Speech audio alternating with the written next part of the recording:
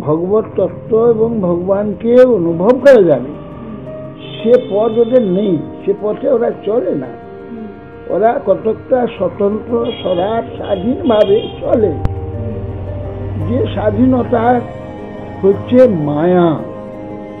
এখানের হরিগুরু বৈষ্ণব ভগবানের অধীনতার নাম হচ্ছে স্বাধীনতা।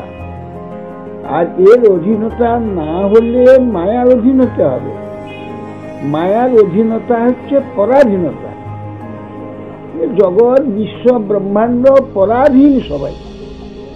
যেই দিন হরিগুরু বৈষ্ণব এবং ভগবানের সে অধীন হবে, সাধু শাস্ত্রের অধীনে জীবন চালাবে, সেই দিন সে স্বাধীন হবে।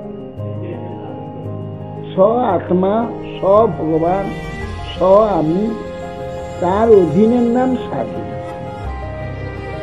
আর যেটা এইখানে স্বাধীন বলছে এটা পরাধীন, মায়ার অধীন। সে এখানে সাধুগুরু বৈষ্ণব কাউকে মানছে না, স্বেচ্ছাকে ইচ্ছা মতো করে বেড়াচ্ছে। সে তো পরাধীন, তার স্বাধীনতা নেই।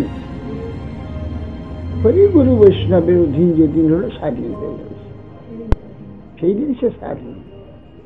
তা সবটাই স্বাধীন।